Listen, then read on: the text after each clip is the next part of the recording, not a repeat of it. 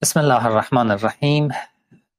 Assalamu alaikum wa rahmatullahi wa barakatuh.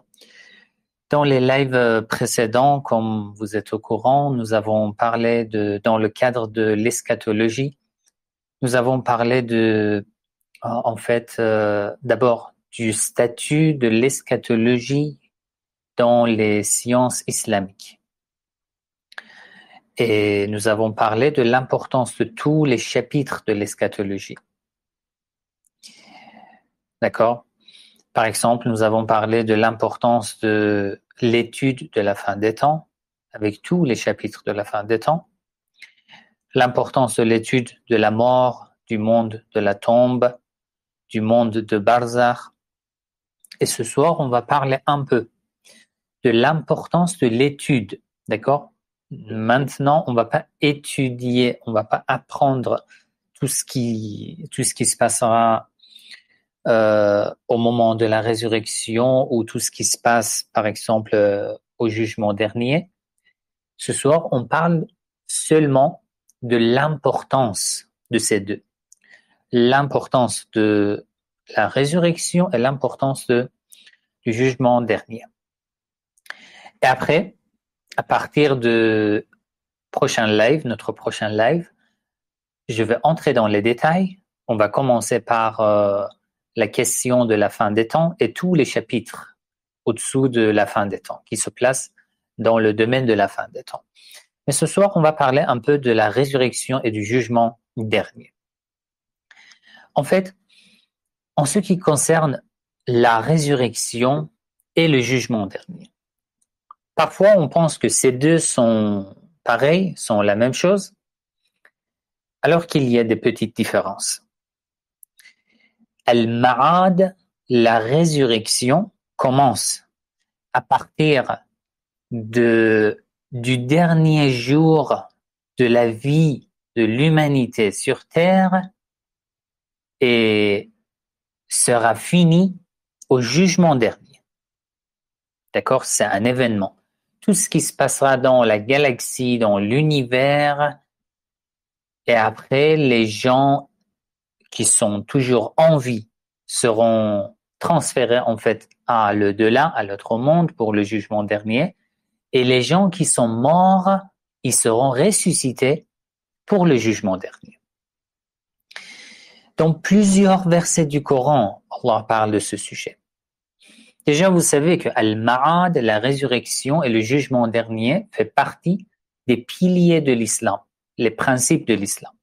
Ça veut dire une personne qui se prétend musulman, après avoir cru en l'unicité divine, en la prophétie du prophète Mohammed sallallahu alayhi wa sallam, une des bases islamiques, c'est quoi? C'est la résurrection et le jugement dernier.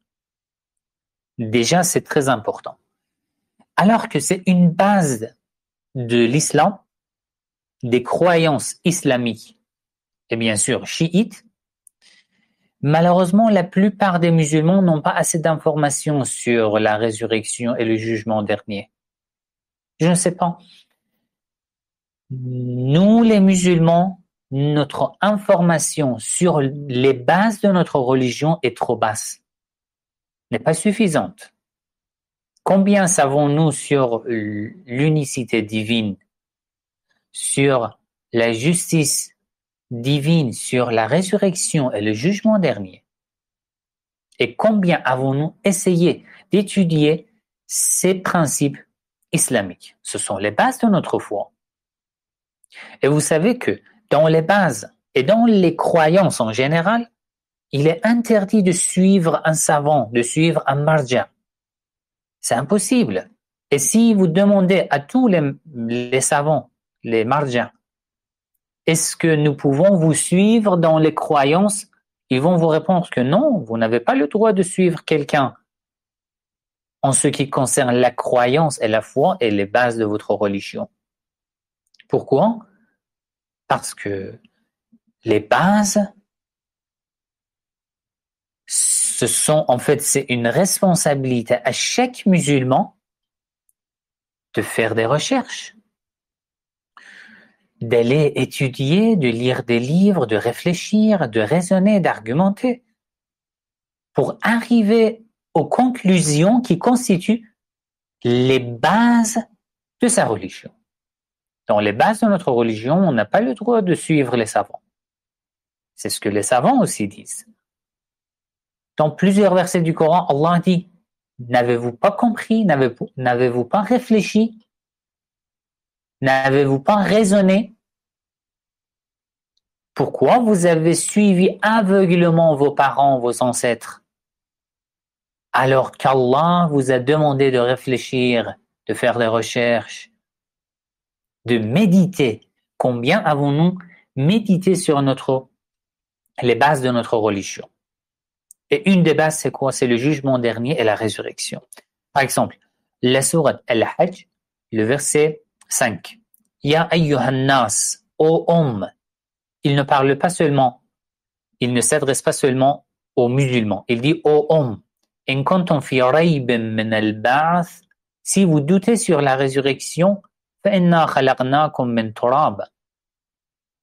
Ne savez-vous pas? Nous vous avons créé de la terre, de la poussière. Vous n'existiez pas et maintenant vous existez. Comment vous doutez? Est-ce que après votre mort, Allah pourra vous ressusciter ou non? C'est sûr. Vous doutez sur la force de Dieu, sur le pouvoir divin? En fait, le contexte de ce verset, le verset 5 de la sourate Al-Hajj, le contexte est d'une manière que Allah veut dire que c'est impossible de douter sur un tel sujet. Comment vous pouvez douter sur la résurrection et le jugement dernier? Ou par exemple la sourate Yasin, le verset 77 jusqu'à 79. Il dit وَضَرَبَ لَنَا مَثَلًا وَنَسِيَ خَلْقَهُ قَالَ مَنْ يُحْيِي الْعِظَامَ وَهِيَ رَمِيمٌ قَالَ يُحْيِيهَا الَّذِي أَنشَأَهَا أَوَّلَ مَرَّةٍ وَهُوَ بِكُلِّ خَلْقٍ عَلِيمٌ. Qui peut ressusciter ces morts?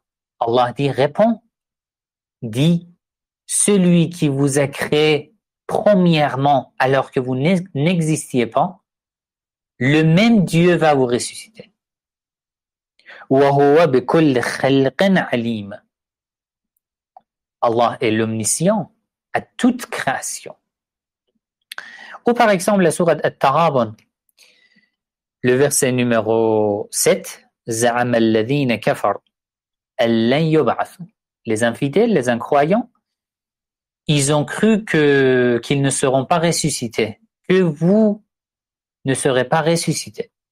قُلْ بَلَى, dis-leur, si, bien sûr que oui. وَرَبِّي, je jure par mon Seigneur, لَتُبْعَثُنَّ, vous serez ressuscités. ثُمَّ لَتُنَبَّؤُنَّ بِمَا عَمِلْتُمْ. Puis Allah va vous informer de tout ce que vous avez commis, vous avez fait dans l'ici-bas. D'accord? Un autre verset, la sourate Sad, le verset 79 jusqu'à 81. Rabbi fa'anzirni ila yawmi yub'athun. Le Satan, le démon, Shaitan, lui, il croyait à la résurrection. Et il croit en la résurrection. Il dit, oh Allah, d'accord, tu m'as éloigné de toi parce que je t'ai pas obéi, d'accord. Mais j'ai une demande, j'ai une chose à te demander, une seule chose, oh Allah. Le démon dit à Allah, Rabbi fa'anzirni ila yawmi yub'athun. Juste, donne-moi un délai, une occasion, un peu de temps, jusqu'au jugement dernier, jusqu'à la résurrection. Même le Satan croit en la résurrection et au jugement dernier. La résurrection est la preuve de la justice divine. Allah ne voit pas tout ce qui se passe dans le monde? Les crimes, les violences, les injustices, les guerres, les enfants innocents qui sont tués. Il voit tout. Ce n'est pas injuste ce que Allah fait. Allah regarde sans rien faire. La réponse est quoi? Oui. Si le monde n'est que ce bas monde, oui, ça c'est de l'injustice. Mais le monde ne sera pas fini ici sur terre. Il y a un autre monde et il y a un jugement dernier. Donc, la résurrection est la preuve de la justice divine. Et la résurrection est l'espoir des opprimés. Les gens qui souffrent de l'injustice, c'est leur espoir parce qu'ils espèrent en Allah. Et la résurrection sera aussi la preuve de la miséricorde de Dieu. Le jugement dernier, c'est le signe de la miséricorde de Dieu. Parce qu'il défend des injustes, des opprimés. Il défend des opprimés. Et il va prendre le droit des opprimés. De qui? Des injustes. Alors, l'importance de l'étude de la résurrection et du jugement dernier, c'est clair. Mais je veux vous donner un verset du Coran qui vous explique encore mieux. La sourate Taha, le verset 124 jusqu'à 127. وَمَنْ أَعْرَضَ عَنْ ذِكْرِي فَإِنَّ لَهُ مَعِيشَةً ضَنْكًا. Celui qui se détourne de mon rappel aura une vie dure. Ma'ishatan dhanka. Alors vous me demandez, Sayyid, il y a beaucoup de gens qui ne sont pas musulmans, qui ne sont pas pratiquants, qui sont même des injustes, des violents, des criminels. Mais leur vie, c'est à l'aise, en fait, tout est en fait à sa place, ils ont beaucoup d'argent, etc., etc. Ils font tout ce qu'ils veulent. Pourquoi Allah dit les infidèles auront une vie dure? Ma'ishatan dhanka. Pourquoi? Il y a deux réponses. Ils auront une vie dure dans ce bas monde spirituellement. Ça veut dire qu'Allah les prive de la spiritualité, du monde de la spiritualité et de sa lumière, de sa miséricorde. Ça, c'est le premier point. Le deuxième point, leur vie dans le delà sera énormément dure. Men ya'mal mithqala dharratin khayran yara. Celui qui fait un peu, juste un peu de bonnes œuvres, il verra le résultat. Et vice-versa. Celui qui fait un peu de mauvaises œuvres, de mauvaises actions, il va voir le résultat au jour dernier. Et en ce qui concerne le jugement dernier, Allah dit dans la sourate Anbiya, le verset 47, وَنَضَعُ الْمَوَازِينَ الْقِسْطَ لِيَوْمِ الْقِيَامَةِ. Au jour de la résurrection, nous placerons les balances exactes. Exactes. فَلَا تُظْلَمُ نَفْسٌ شَيْئًا. Nulle âme ne sera lésée en rien. وَإِنْ كَانَ مِثْقَالَ حَبَّةٍ مِّنْ خَرْدَلٍ أَتَيْنَا بِهَا. Même si c'est du poids d'un grain de moutarde, nous le ferons venir. Nous le présenterons devant tout le monde. وَكَفَى بِنَا حَاسِبِينَ. Nous suffisons largement pour dresser les comptes. Encore la sourate Kahf, le verset 48, c'est pareil. Vous pouvez regarder ce verset aussi. Alors, la résurrection, lorsque la résurrection commence sur terre et dans l'univers, vous pouvez regarder dans la sourate At-Takwir, la sourate Az-Zilzal, la sourate Ad-Dukhan, la sourate Al-Waqi'a. Dans toutes ces sourates, Allah parle de tout ce qui se passe au moment de la résurrection, que la terre, que la galaxie sera anéantie, etc., etc. Toutes ces sourates concernent ce sujet. Inch'Allah, dans les prochains lives, lorsque je vais entrer dans les détails, je vais vous lire quelques-uns de ces versets. Que la terre sera anéantie, que la galaxie, وَلَتَضَعُ كُلُّ مُرْضِعَةٍ حَمْلَهَا, etc. Même une femme enceinte va accoucher de son bébé, va avorter de son bébé, de peur de tout ce qui se passe à ce moment-là. Alors, une telle chose, une telle base,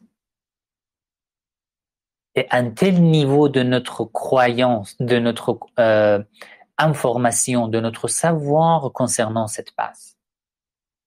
Combien notre information est basse par rapport à la résurrection et au jugement dernier.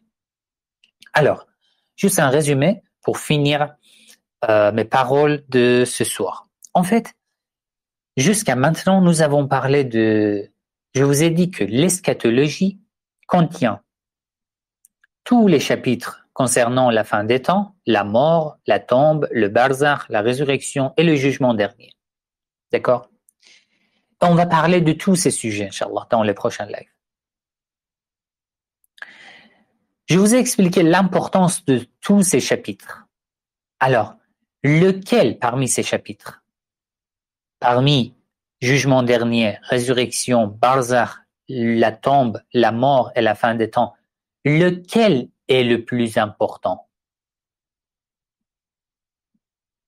Regardez dans les réseaux sociaux, dans les assemblées musulmanes, chiites et non chiites, dans les Husseiniya, dans les mosquées, ils parlent de quel sujet? Ils parlent plus à propos de la fin des temps que à propos du jugement dernier et de la résurrection. Alors que c'est la résurrection et le jugement dernier qui est le plus important. C'est une base de l'islam. Pourquoi on parle tellement de la fin des temps?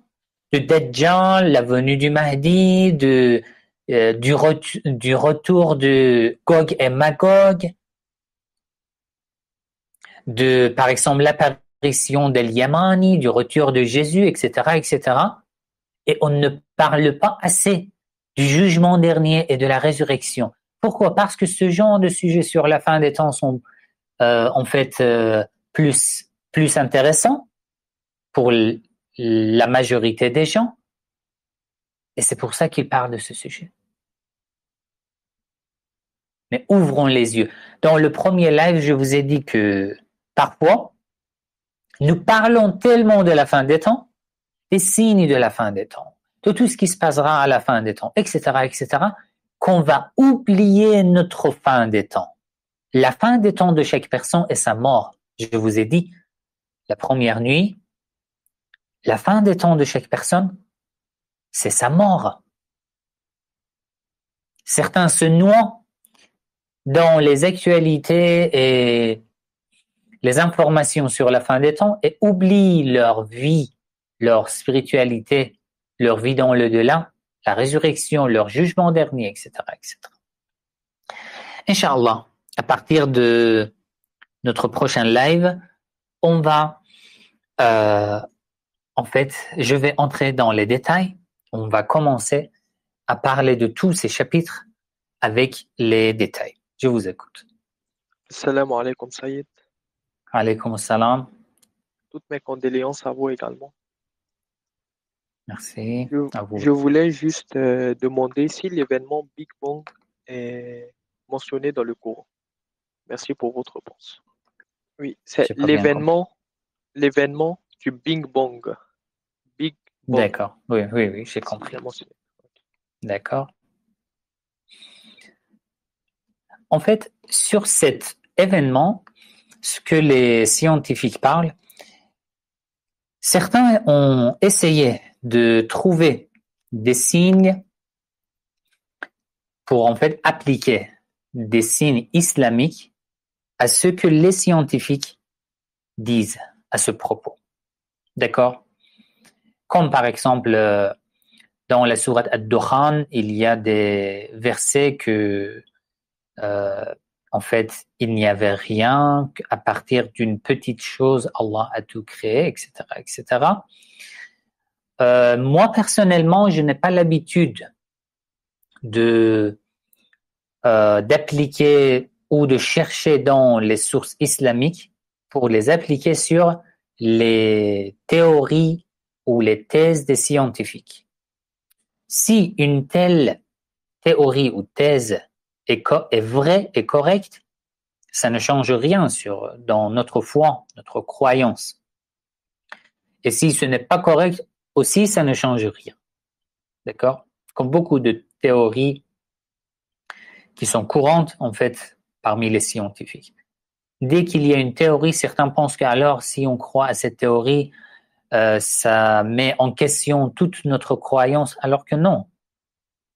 Même si on croit à une telle théorie, ça ne change rien dans notre croyance. Voilà, c'est ce que je peux vous dire en résumé. Frère Sahel, je vous écoute. Salam alaikum wa rahmatullah.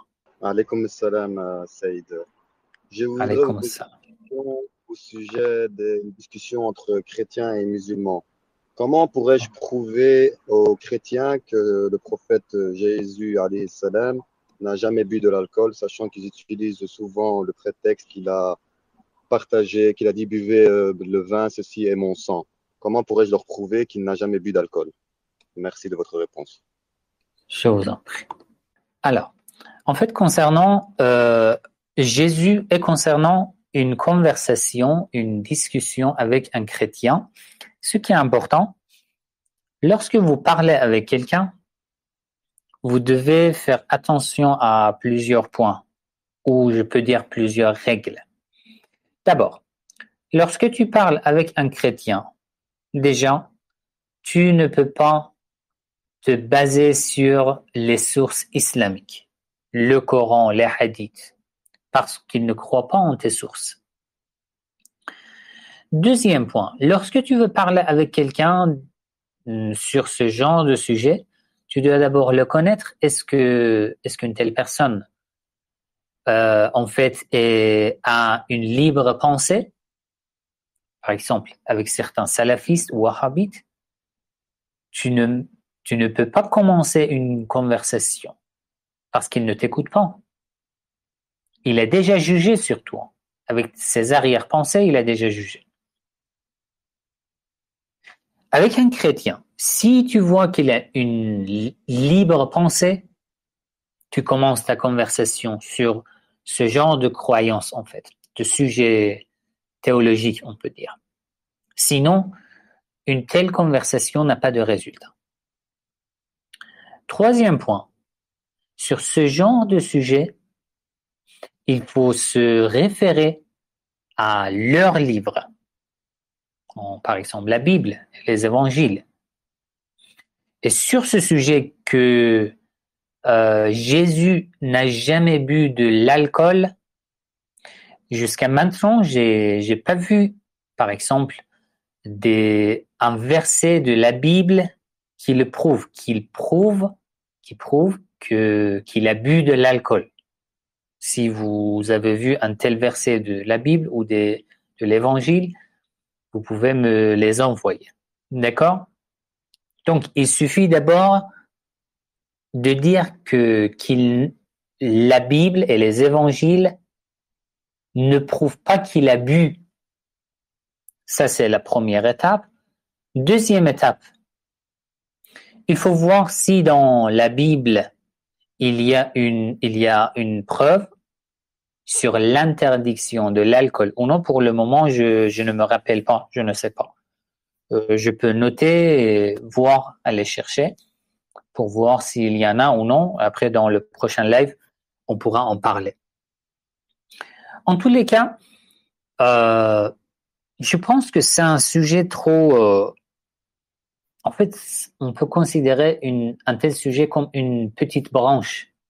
Lorsqu'on parle avec un chrétien, avec un no-shit, nous devons savoir c'est quoi le but de cette conversation. Pourquoi je parle avec une telle personne? Pour le convaincre à croire à mes bases, aux bases de mes croyances, ou à quoi exactement? Ou par exemple, si je prouve que Jésus ne buvait pas de l'alcool, est-ce que ça change quelque chose dans sa croyance ou non? Juste dans sa pratique. Alors que les sujets concernant la foi et la croyance sont en priorité. D'accord? Même avec dans les débats avec les sunnites et les wahhabites aussi, parfois on se trompe. Dès que je vois un wahhabite, je veux lui parler de quoi? De la succession de l'imam Ali alayhi salam, de la wilaya, ou de l'attaque de Omar ibn al-Khattab à Fatima az-Zahra salamullah alayha. Alors que ces sujets sont secondaires. Il faut commencer par les bases de l'unicité divine, le Coran, la compréhension du Coran, et après arriver à ces branches, ces sujets secondaires. D'accord?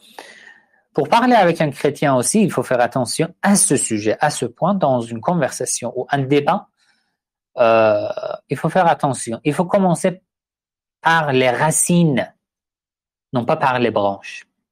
Voilà, c'est ce que je pouvais vous dire. Sinon, concernant les versets de l'Évangile sur la consommation de l'alcool, je l'ai noté, je peux faire une petite recherche pour vous répondre, Inch'Allah, dans le prochain live. Oui, assalamu alaikum, je vous écoute. Oui, salam alaikum, cher. Alaikum assalam. Je m'excuse à tout le monde. Peut-être que ce n'est pas l'occasion, mais j'ai une question. Pourquoi Allah a interdit de manger le porc dans le Coran? Scientifiquement, est-ce que vous savez pourquoi? En fait, sur l'interdiction de la viande du porc, j'ai déjà fait une vidéo sur YouTube. Donc, il vous suffit de chercher juste le terme le porc ou la viande du porc sur ma chaîne YouTube. Vous allez trouver la vidéo. Dans cette vidéo, je vous ai donné plusieurs raisons et plusieurs paroles des imams alayhi salam par rapport à l'interdiction du porc. Une des raisons que j'ai expliquées dans cette vidéo, vous pouvez la visionner. Une des raisons, c'est quoi? D'après les imams alayhi salam, il y a des animaux métamorphosés d'après l'islam. Et la viande de ces animaux est interdite à consommer. Le premier, c'est le porc. L'éléphant aussi fait partie de ce groupe d'animaux. Le singe fait partie de ce groupe. D'accord? Il y en a encore. Vous pouvez, si vous avez besoin des références et des hadiths à ce sujet, vous pouvez regarder cette vidéo. Si vous n'avez pas trouvé, vous pouvez m'envoyer un message. Je vous envoie le lien. Bon. Oui, salam alaikum. Je vous écoute. Oui, salam alaikum. Alaikum J'avais salam. une question par rapport notamment à la fin de vie. Savoir, donc, on entend parfois aux infos des gens qui tombent dans le coma ou qui sont dans des états très graves et des proches, des parents qui essayent de se battre pour les sauver. Donc je voulais savoir, est-ce que si par exemple mon enfant est dans un état très grave à l'hôpital, est-ce que je dois tout faire pour le sauver, même si je sais qu'il se réveillera jamais? Est-ce que je dois dépenser tout mon argent pour juste le maintenir en vie, pour qu'il respire, ou est-ce que je dois le laisser partir, le laisser mourir? Mais est-ce que dans ce cas-là, c'est considéré comme du suicide? Est-ce que, voilà, dans des cas, dans des situations comme celle-ci qu'on entend parfois aux informations, qu'est-ce qu'on doit faire? Est-ce qu'on doit le laisser partir, mourir? Ou est-ce qu'on doit le laisser en vie, le laisser respirer, mais il sera juste à l'hôpital? Voilà, merci beaucoup. D'accord, je vous en prie. En fait, quelqu'un qui est dans le coma, par exemple, un de mes proches, il est tombé malade, il est dans le coma. Quelle est ma responsabilité par rapport à cette personne? Est-ce que je dois tout faire comme du fait que la connexion était mauvaise et que votre voix n'était pas trop claire, je répète votre question. Est-ce que je dois tout faire pour sauver, par exemple, ma famille qui est dans le coma? Toute invocation, tout acte d'adoration, tout ce que je peux faire pour le garder en vie, ou le laisser mourir, ou faire autrement. Qu'est-ce que je dois faire? En fait, lorsque mon grand-père il y a 2 ans. Je pense que oui, ça fait 2 ans. Était dans le coma. J'avais la même question, tu vois, parce que avant ce qui s'est passé à mon grand-père, j'ai jamais pensé à un tel sujet. Et lorsque j'ai vu mon grand-père dans un tel état, dans le coma, je voyais que toute la famille, parce qu'il était le plus grand dans toute la famille, je voyais que toute la famille fait tout son possible pour le garder. Et d'autre part, je voyais que mon grand-père souffre. Il souffrait vraiment. Il était dans le coma. Les médicaments, le fait qu'il ne pouvait pas manger et de boire, c'était énormément dur. Il y avait beaucoup de problèmes. Et d'autre part, les médecins aussi avaient dit on pense qu'il ne va pas rester. Alors, lorsque tu fais tout, tu peux par exemple le garder encore quelques jours en vie, mais à quel prix? Au prix de ses souffrances en fait. Il va souffrir de beaucoup de mal pour qu'il reste par exemple quelques jours en vie. Ça veut dire qu'il faut le laisser mourir ou non? Non en fait. La réponse c'est ça. Quelqu'un qui est malade, très grave, un musulman a comme responsabilité de tout faire pour le sauver. D'accord? Ça, c'est le premier point. Il faut tout faire. Le médecin, l'hôpital, les médicaments, voilà tout. Il faut tout préparer. En ce qui concerne les actes d'adoration et les prières, les doigts, demander à Allah, comment nous devons demander à Allah? Lorsque tu veux demander à Allah quelque chose, il faut demander au Allah, fais ce qui est mieux pour nous et pour lui, ou elle qui est dans le coma. Oh Allah, guéris notre malade à tout prix. Non, il ne faut pas donner un ordre à Allah. Il faut demander ce qui est mieux pour nous et pour lui, pour cette personne qui est malade. D'accord? Oh Allah, guéris notre malade et tous les malades. Dans les invocations des imams, alayhi salam aussi, il y en a.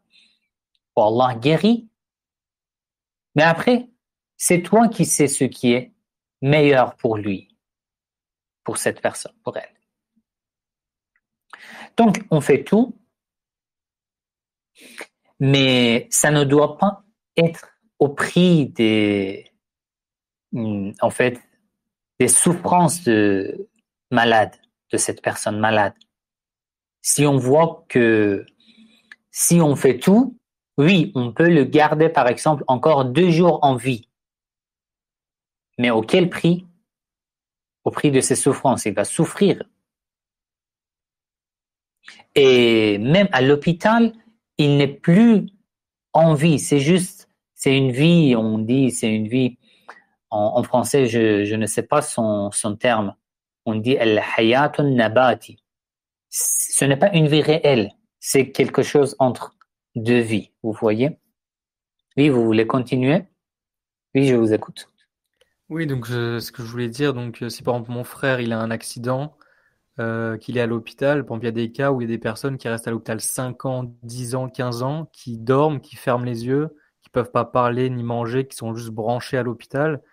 Du coup, voilà, est-ce que je dois débrancher mon frère pour le laisser partir, mourir, ou est-ce que je dois continuer pendant 15 ans, 20 ans, 30 ans, le laisser en vie dans le coma sans rien faire? Oui, en fait, voilà. Ce que les savants disent, en fait, dans le fiqh islamique, le fait de sauver quelqu'un du danger, de la mort, d'une maladie, c'est obligatoire. Mais dans une telle situation, tout dépend de en fait de plusieurs éléments.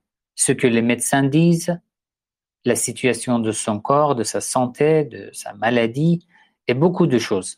S'il n'y a aucun espoir, peut-être on a une telle autorisation. Parce qu'il est déjà en fait mort, on le garde juste dans un degré trop bas, tu vois, trop bas, et ça pose même beaucoup de problèmes. Sinon, peut-être l'avis des savants, peut-être il y a de différents avis à ce propos. Si vous êtes dans une telle situation, c'est mieux de demander l'avis de votre marja aussi. Voilà, vous m'avez envoyé le terme correct, une vie végétative. Oui, exactement, je cherchais ce terme. Merci. Oui, frère Sohail, je vous écoute. Salam alaikum. Je voulais poser une question au sujet justement del marja. Dans le chiisme, j'ai cru comprendre que nous avons l'obligation de suivre un marja. Et ma question était la suivante. Est-ce que c'est nous qui choisissons quel marja suivre? Et la raison pourquoi devons-nous suivre un marja? Et par rapport en fait au Coran, quand je lis dans le Coran qui dit que personne ne portera le poids d'un autre humain, et quand je comprends dans le chiisme qu'en fait si on suit un marja et qui nous dit de faire telle ou telle chose, souvent ils utilisent le terme que si il s'est trompé, ce sera lui qui sera responsable de notre action. Pouvez-vous m'éclairer là-dessus s'il vous plaît? Salam alaikum. D'accord. Merci. Alors, est-ce que c'est obligatoire de suivre un marja? Est-ce que c'est nous qui devons choisir le marja? 3. Et pourquoi nous devons suivre un marja alors que le Coran nous a dit autrement? Alors, est-ce que c'est une obligation? On ne peut pas dire que c'est une obligation absolue de suivre un marja et que si tu ne suis pas un marja, tu n'es pas musulman, tu n'es pas chiite. Non. J'en ai beaucoup parlé en fait chaque année pendant le mois de Muharram. Je réponds à cette question. Mais il n'y a pas de problème, il faut répéter quand même. En fait, pourquoi nous suivons un marja avant de répondre à cette question? Comme j'ai dit au début de mon discours, le fait de suivre un marja n'est pas dans le domaine de la croyance, c'est dans la pratique, dans le fiqh. Ça, c'est le premier point. Même tous les marja, les savants, ils ont déclaré dans leurs livres que un musulman n'a pas le droit de suivre même un marja. Tu n'as pas le droit de suivre un marja dans les croyances. Par exemple, je te dis, pourquoi tu crois en l'unicité divine? Tu me réponds, parce que je suis mon marja. Non, c'est toi qui dois faire tes recherches sur toutes les bases de ta croyance. Le fait de suivre un marja, c'est dans le fiqh. Ça veut dire dans la pratique.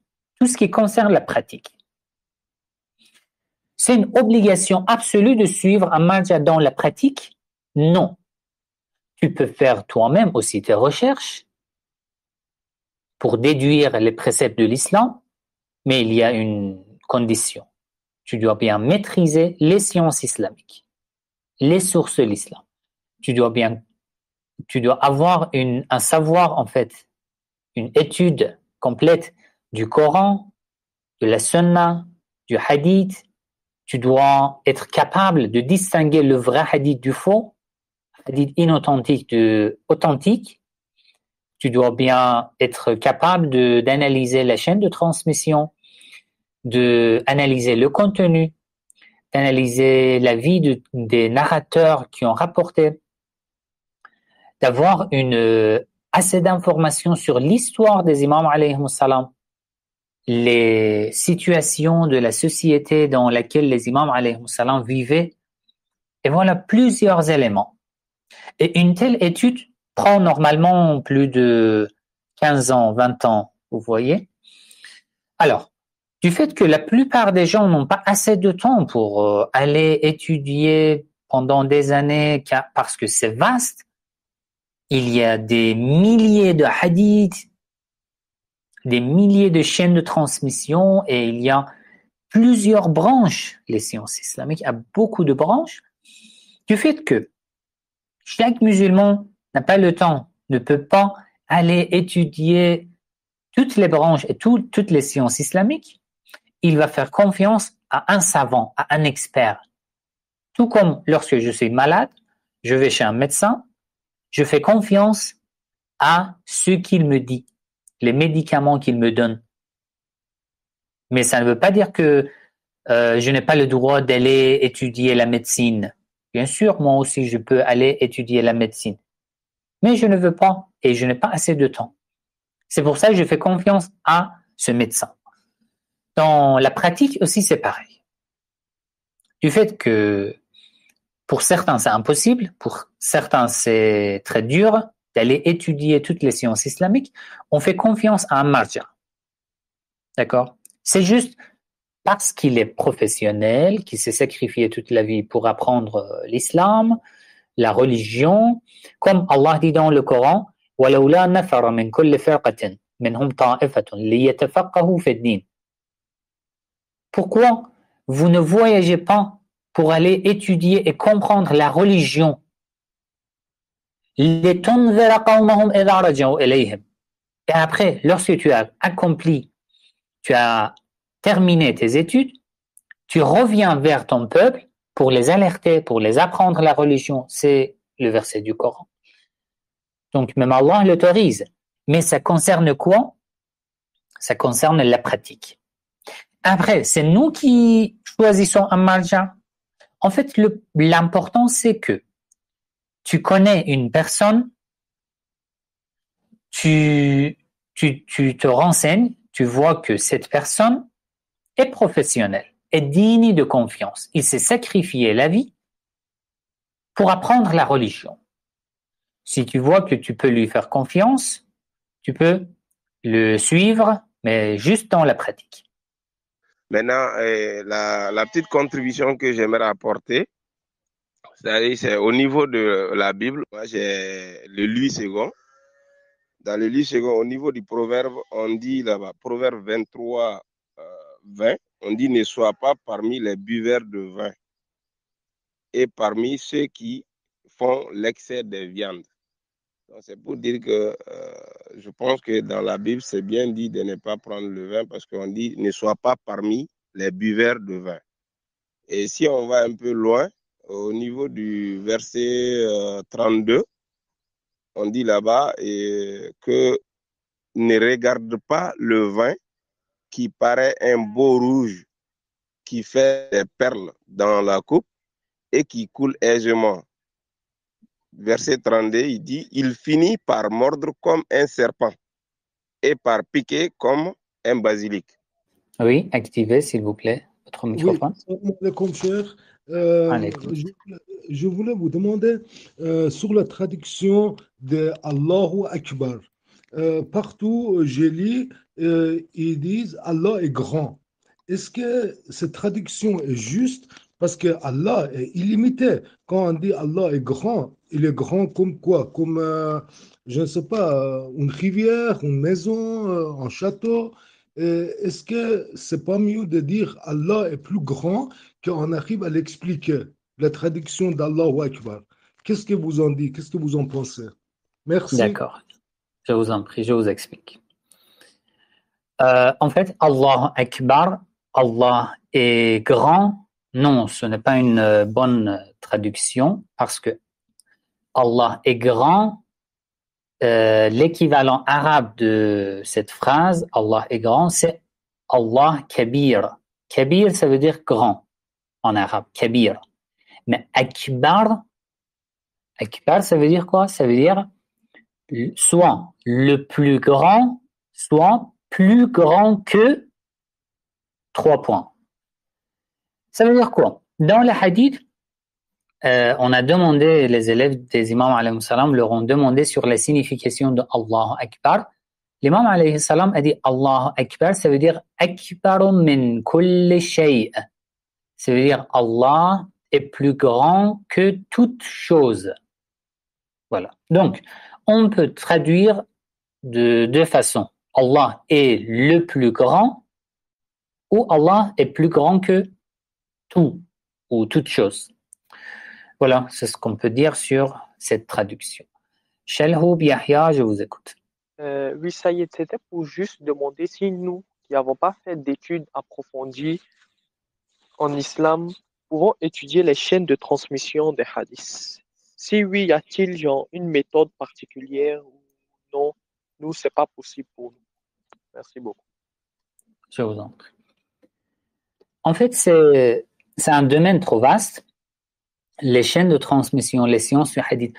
Marja étudie plusieurs domaines. Déjà, la jurisprudence, l'interprétation du Coran, le Coran, l'histoire de l'islam, la théologie, l'éthique, le hadith, les sciences du hadith. Les sciences du hadith ont plusieurs branches. L'étude des narrateurs, l'étude de l'histoire de chaque narrateur, l'étude de l'histoire des imams alayhimus salam. Après, l'étude de fiqhul lugha. Fiqhul lugha, ça veut dire quoi? Compréhension de mot par mot des paroles des imams alayhimus salam. D'accord? Analyse du contenu. Et après encore, il y a des autres branches. Si on étudie juste l'analyse des chaînes de transmission, ce n'est pas suffisant parce que il y a des hadiths dont la chaîne de transmission est authentique, mais le contenu est contre le Coran. Vous voyez? Donc, ce n'est pas suffisant d'étudier ou d'analyser seulement la chaîne de transmission. Parce que dans plusieurs de mes vidéos, j'ai expliqué que pour accepter et croire à un hadith, il y a plusieurs règles à respecter. Une des règles, c'est quoi? C'est que est-ce que ce hadith, le contenu de ce hadith est confirmé par le Coran ou non? Soit sa chaîne de transmission soit authentique, soit inauthentique. C'est possible qu'un hadith dont la chaîne de transmission est authentique, mais le contenu est contre le Coran. On le refuse. Et c'est possible qu'un hadith n'a pas une chaîne de transmission trop fiable, mais le contenu est confirmé par le Coran. Vous voyez? Donc, c'est comme les sciences islamiques sont comme une chaîne. Toutes sont liées les unes avec les autres. Voilà, frère Suhail, la dernière question. Après, on va terminer le live. Je vous écoute. Tout d'abord, je remercie le frère qui a apporté des preuves bibliques au sujet de la question sur l'alcool. J'espère qu'il va bien envoyer le chapitre dans lequel ça se trouve avec le numéro de verset afin que je puisse le retranscrire aux personnes concernées. Oui, c'est très bien, frère Niang Fali. S'il vous plaît, envoyez les références de ces versets bibliques dans le groupe, s'il vous plaît. Oui, pardon, Sahil.